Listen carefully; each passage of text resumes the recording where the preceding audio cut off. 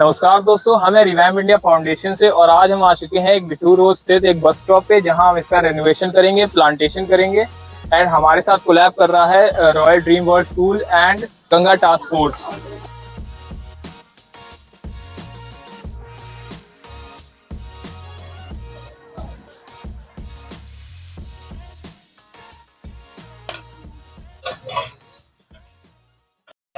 चलिए हम चलते हैं अपने फाउंडर सर से, देखते हैं वो क्या कर रहे हैं।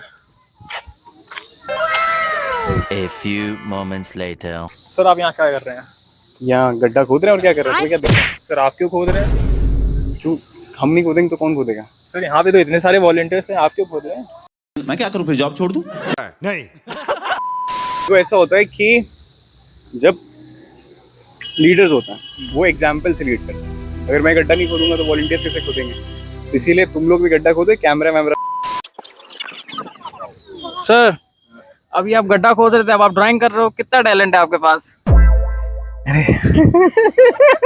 टैलेंट वैलेंट ऐसी कोई बात नहीं है। देखो कि काम अपना सब करना चाहिए। अब हम जब पेंट नहीं करेंगे तो बच्चे वॉलंटियर्स पेंट नहीं करेंगे, सबको लगेगा छोटा काम है, पर ये तो क्रिएटिव काम है ना, और ये तो सब आना चाहिए यार।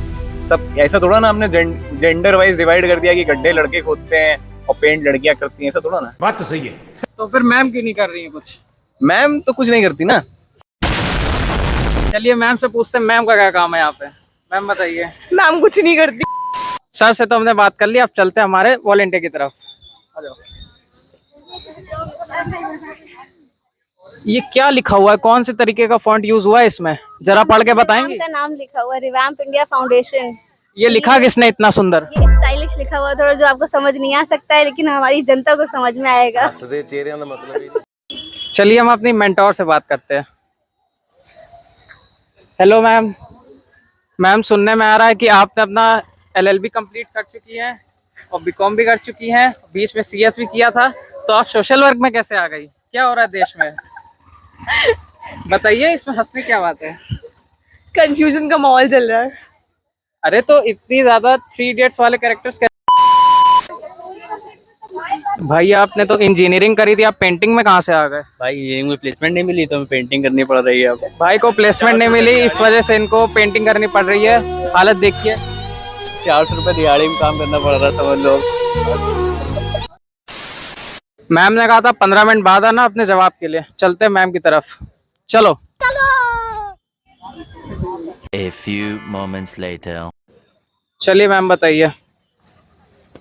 एक बहुत बड़ा सवाल जो मेरे पास आता है लोगों की तरफ से, कि तुम रिवैम्प में फ्री में काम क्यों कर रही हो, और रिवैम्प में काम ही क्यों कर रही हो, सोशल वर्क क्यों कर रही हो इतना कुछ करने के बाद। I just want to tell कि दुनिया में कितनी भी चीजें क्यों ना कर लो, एक जो एक सेटिस्फैक्शन होता है ना, वो आपको सोशल वर्क करके ही आता है। पहली चीज तो ये। दूसरा ये, मेरी जितनी भी आज तक की पढ़ाई है वो सब एक पेपर पे हमने पढ़ी है, कोर्स था, करिकुलम था, उसको क्लियर किया, बट जो एक एक्चुअल उसका इम्प्लीमेंटेशन है ना, वो मेरे रिवैम्प में आगे पता चला। चाहे हमने यहाँ पे सिटी एड का काम किया हो, चाहे HR का काम किया हो, चाहे प्रपोजल लिखे हो या टीम कोऑर्डिनेशन किया हो, ये सब जो हमने किताबी ज्ञान था वो हमने यहाँ पे उसको अप्लाई किया है। तो सबसे बड़ा मेरा रीजन ये है यहाँ पे आने का, सोशल वर्क करने का, रिवैम्प को ज्वाइन करने का। अब मैम को टारगेट करने का कोई फायदा नहीं है, किसी और को टारगेट करते चलते। बेटा तुम्हारी HR हूँ।